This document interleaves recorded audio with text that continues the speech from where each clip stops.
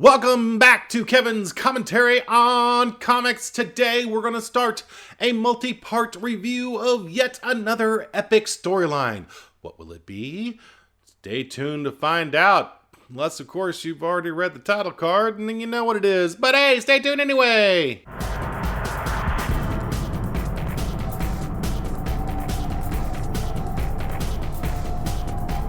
The year was 1984, and DC was struggling to keep up with Marvel's dominance in the comic book market.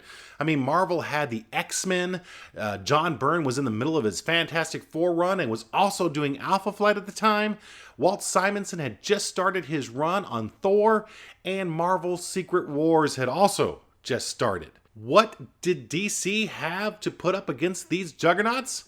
Well, they did have one. And that was the Teen Titans. Probably DC's biggest book going on at the time, pre-crisis. So I thought today I would talk about one of the probably more epic story arcs that went on during the time, and that was the Judas Contract. Now, before I can get into this 4-part series, there is quite a bit of background that we have to go into. First of all, the new Teen Titans was written by Marv Wolfman and George Perez. They had a really long run, and it's actually almost unheard of to have the same creators on a book for as long as they are. So they went up through about issue 40 or so as the new Teen Titans. Then the title changed to Tales of the Teen Titans because they launched a prestige format version of the Teen Titans. So they had 2 books going on at the time. So background, a lot of background you need to know before going into this actual Judas Contract story arc. First of all, the biggest thing is you need to know about Terra.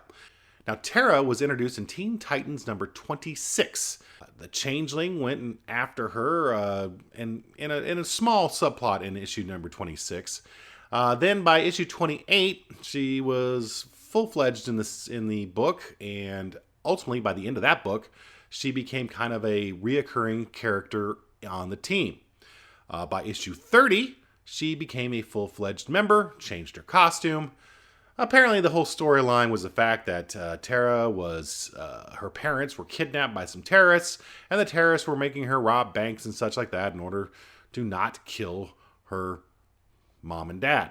Now, Terra had the ability to control Earth. She could make columns of earth and rock shoot up out of the ground. She had, create mini volcanoes out of nothing. She could fly on rocks, and she was really very, very powerful. She was also the half-sister to Brian Markov, who was Geoforce in Batman and the Outsiders. So in issue 30, which was also the one where she became a full-fledged member of the Titans, she also turned 16.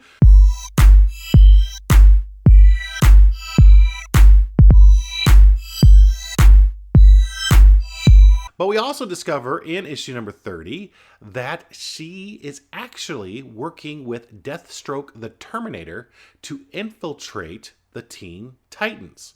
So that's the setup for the main part of the Judas Contract. And as you can tell simply by the title, you knew this is where she does her full betrayal. Other things to note at the start of this Judas Contract storyline, Dick Grayson, who everyone knows as Robin, has actually hung up his Robin identity. You should also know that he and Corey Anders, otherwise known as Starfire, are going out. Donna Troy, aka Wonder Girl, is engaged to be married. And Kid Flash, who was a founding member of the Teen Titans, had recently left the team. So let's get into the Judas Contract, Book 1, from Tales of the Teen Titan, number 42, The Eyes of Terra Markov. So we open with a cheesecake shot of Starfire with some sort of film wrapped around her. Turns out she's in a photo shoot that's being done by Donna Troy, who is a freelance photographer. They are in her studio doing this photo shoot for a film fest. With them is Dick Grayson, the Changeling, and Terra. Terra comments that Donna has a really nice studio and she wants to see everything. And then all of a sudden you see a panel, which is very obviously a picture being taken. You know this mainly because it has a little click sound effect. You understand pretty quickly that Terra is in the process of taking pictures through some sort of hidden camera. We find out later that that was a contact lens camera. Next, we're at Donna and Corey's penthouse apartment, and the picture taking continues. So next, the Changeling and Tara drop Robin off at his place, and of course, pictures taken of his place.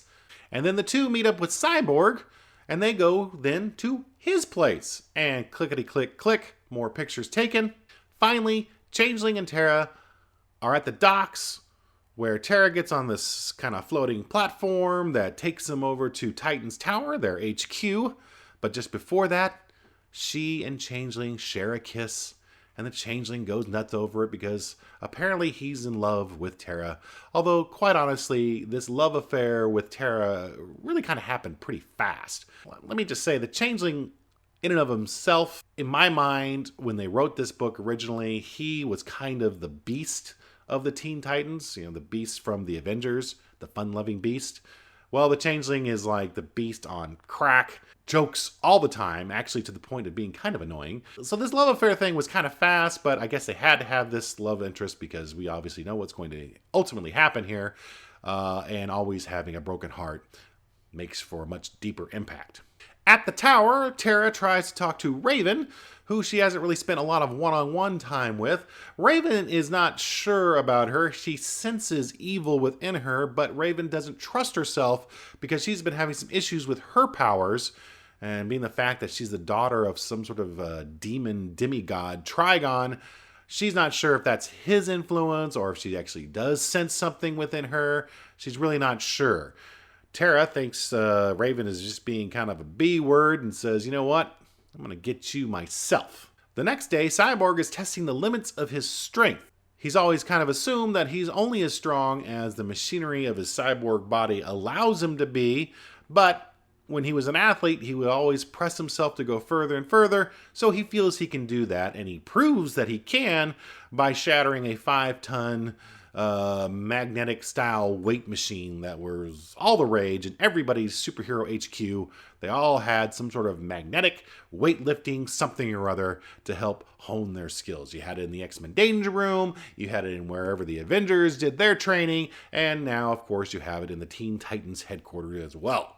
And of course, while this is going on, snap, snap, snap, snap, more pictures are being taken. Next up, we've got Starfire and Wonder Girl doing a training on a raft in their pool with some battle staves, and they go about fighting, all the while Tara watching and thinking, hey, these guys are really good, but you know what, as good as they are, I could just drop a mountain on them, no problem. Now it's Tara and Changeling's turn, and in this case, they basically just face each other one-on-one, just the two of them in the middle of a snow-ridden field.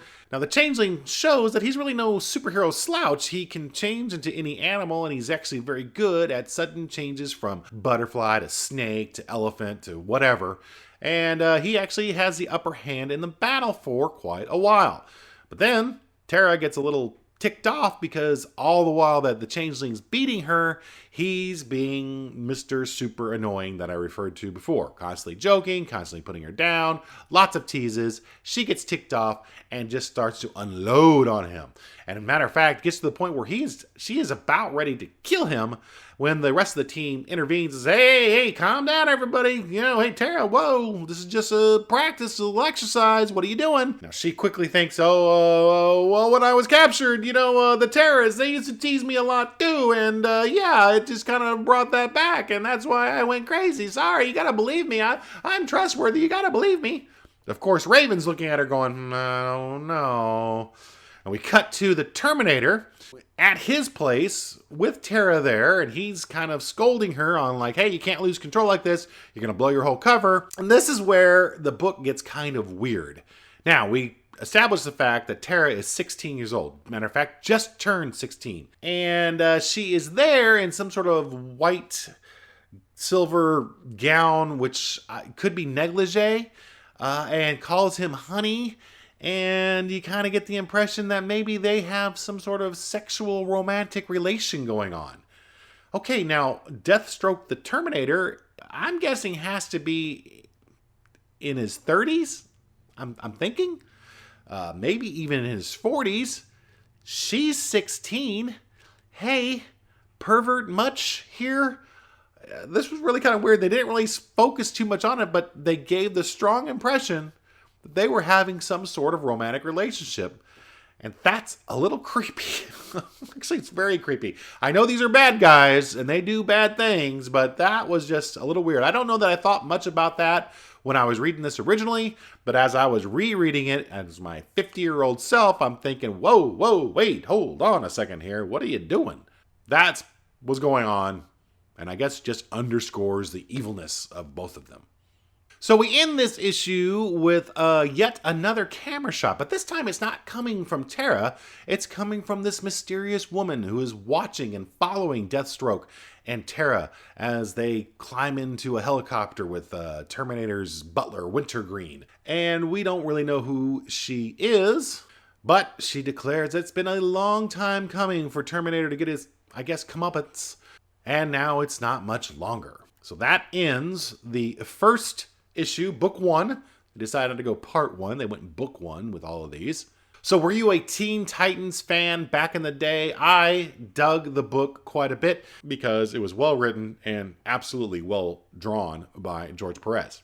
Let me know what you thought about the Teen Titans below, and specifically what you thought about the character of Tara as she was introduced and as we discover that she is actually a traitor. I mean, did you see it coming? I don't remember thinking that she was gonna be a traitor. So I'm Kevin. That was my commentary. We're gonna take a look at books 2 and 3 in the next episode, and we'll follow it up with the big finale on book 4. If you want to see these exciting reviews and comments about this storyline, make sure you click on that subscribe button down there. I never know which way I need to point there. So you can see books 2 and 3 and 4 and not miss a single episode. There's big stuff coming up, not just about Tara and her portrayal, but some other big significant things that happened in this storyline. What were they? Well, again, you won't know unless you subscribe.